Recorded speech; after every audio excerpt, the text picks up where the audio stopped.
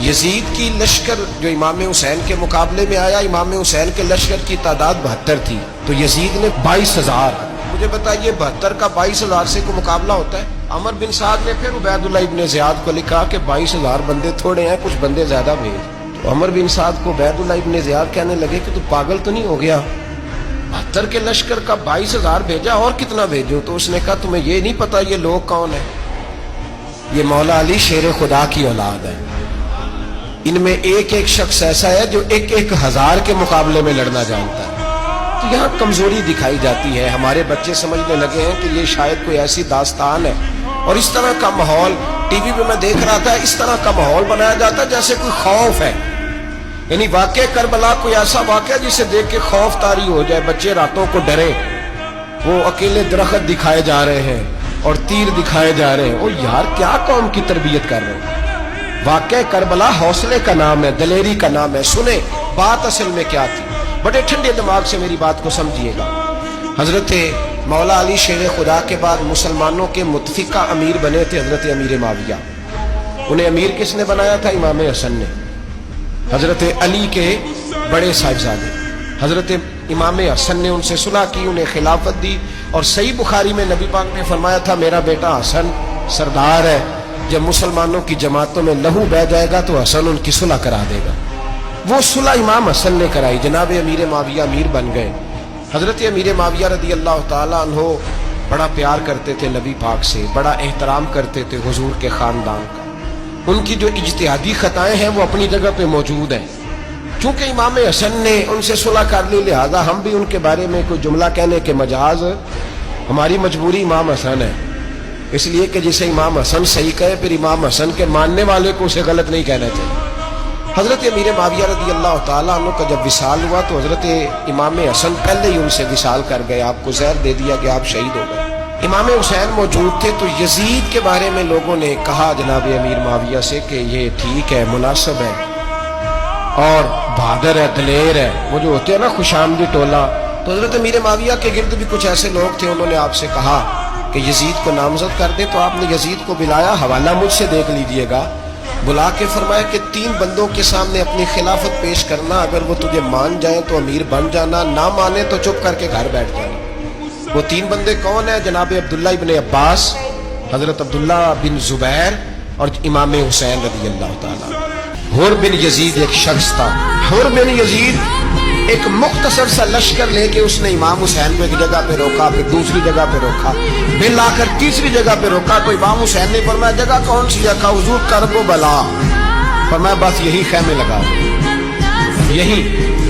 حضرت سیدہ زینب نے پوچھا امام حسین سے کہ سارے زمانے نے روکا ہے، ٹھیک ہے آپ حق پہ ہیں، یہ بھی سب نے کہا آپ حق پہ ہیں، پر روکا بھی سب نے، آپ روکے کیوں نہیں؟ ابن کثیر اور ابن اسیر لکھتے ہیں امام حسین رو پڑے، کہنے لگے بہن میں رک جاتا پر میں نے رات کو نانا مصطفیٰ کو خواب میں دیکھا. تو حضور نے فرمایا حسین اگر آج یہ رواج پڑ گیا نا یزید جیسے لوگوں کا تو قیامت تک پڑا رہے گا. پھر لوگ کہیں گے کوئی نکلا نہیں تھا تو ہمیں بھی نکلنا. پھر لوگ ظالموں کے سامنے گردنیں جھکانے کے عادی ہو جائیں. میں کہتا رہتا ہوں، کہہ رہا ہوں، کربلا کی جنگ کفر اسلام کی جنگ نہیں، کفر اسلام کی جنگ نہیں کربلا کی. کیونکہ یزید تو بڑا پکا نمازی تھا، خطبہ دیتا تھا. وہ تو جب امام حسین رضی اللہ تعالیٰ عنہ نے کربلا کے میدان میں جمعے کا دن تھا تو یزید کے سامنے کو بات کرنی شروع کی عمر بن سعد کے سامنے. تو عمر بن سعد کہنے لگا حسین زیادہ باتیں نہ کر، ہمارا جمعہ لیٹ ہو رہا ہے، جنگ کے لیے تیار ہو، فٹافٹ آ. اہل بیت نبوت کو قتل کریں گے اور قتل کے بعد پھر نماز پڑھیں گے اور پھر کہیں گے اللہم صلی علی محمد وعلی آل محمد، اسی نماز میں پھر درود بھی پڑھیں گے. یہ کیسا مرتبہ ہے، کیسا انداز ہے.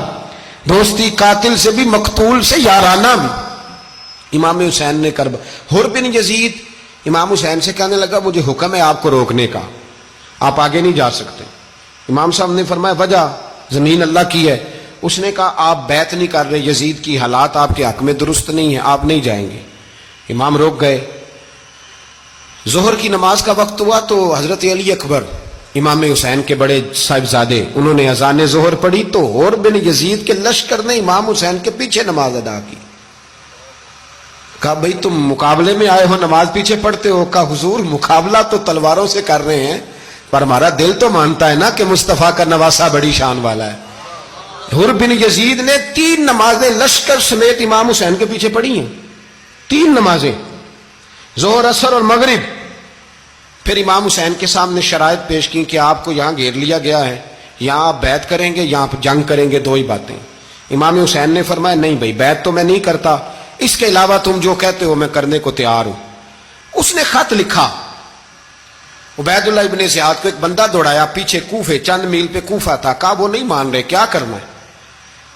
تو حسین ابن علی ہے، میں زیادہ دیر انہیں روک بھی نہیں سکتا۔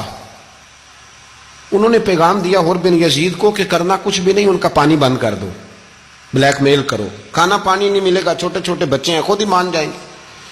حضرت امام علی مقام کے بارے میں حر کے پاس جب یہ پیغام آیا تو حر کہنے لگا میری طبیعت نہیں مانتی حسین پر پانی بند کروں، دل نہیں مانتا۔ جب یہ لفظ کہے نا دوبارہ تو پھر عبید اللہ ابن زیاد نے عمر بن سعد کو 10,000 آدمی دے کے بھیجا، کہا حر بن یزید لچک دکھا رہا ہے حسین کے حق میں۔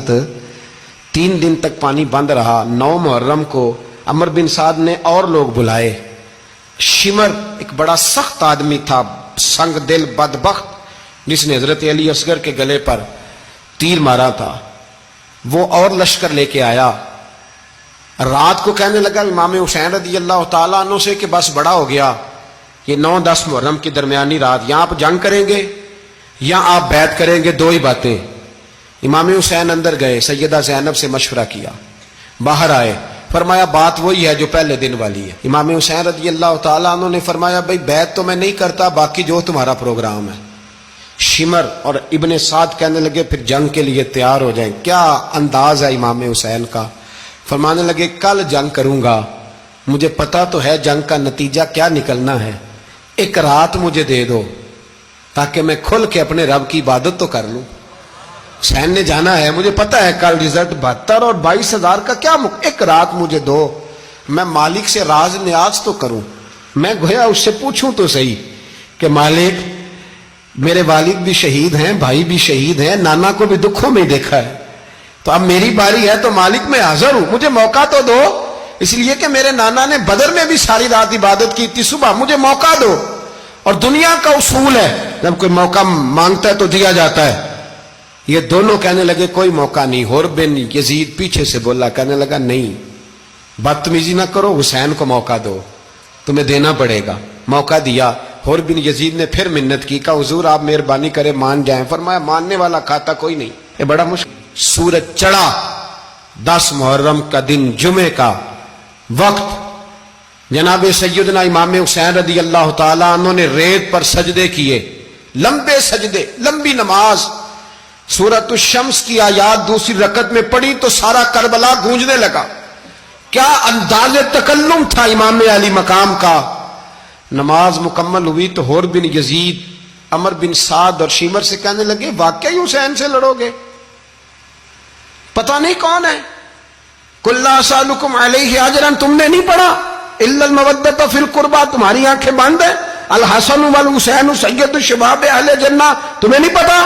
کہنے لگا چپ کر، حکومت نظر آ رہی ہے۔ اور بن یزید کہنے لگے پھر میرا بھی فیصلہ سنو، مجھے حکومت نہیں چاہیے، مجھے جنت چاہیے۔ حکومت نہیں چاہیے۔ امام حسین کی پہلی فتح دیکھیں، حر بن یزید ایڑی لگا کے نا یزید کے لشکر سے نکل کے امام حسین کے لشکر میں شامل ہو گیا، اور پہلا شخص جس نے امام حسین کو روکا، امام حسین کے نام پر پہلا سر بھی اسی شخص نے کٹایا ہے۔ لیکن یزید کی قبر پہ لعنت بھی کوئی نہیں برساتا، اس کا محل تھا بہت بڑا، لیکن جب لوگ کربلا میں امام حسین کو سلام کرنے جاتے ہیں تو قدموں میں حر بن یزید کا مزار بھی بنا ہوا ہے، اس کو بھی سلامی دی جاتی ہے۔ یزید کہنے لگا دیکھو اللہ نے مجھے عزت دی اور میرے مخالفوں کا کیا حال ہوا۔ تو بی بی زینب بول پڑی، اتنے صدمے سہے پر آواز توانا ہے، جاندار ہے۔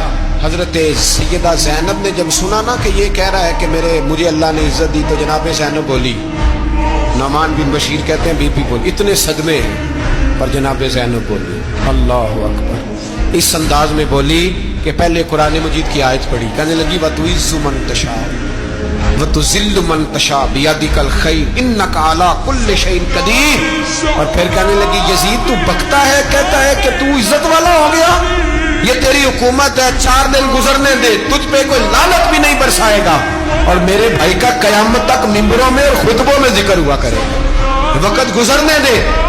جب جناب بی بی زینب بول رہی تھی تو حضور کے ایک نابینا صحابی پاس بیٹھے تھے، جناب نعمان بن بشیر کا ہاتھ ہلایا، ہلا کے کہنے لگے کیا علی آ گئے؟ تو علی کی آواز لگتی ہے، جبریل امی بول رہے ہوں جیسے، حکمت کی گوہر رول رہے ہوں جیسے، دربار دمشق میں بی بی زینب کا خطاب، منبر پہ علی بول رہے ہوں جیسے۔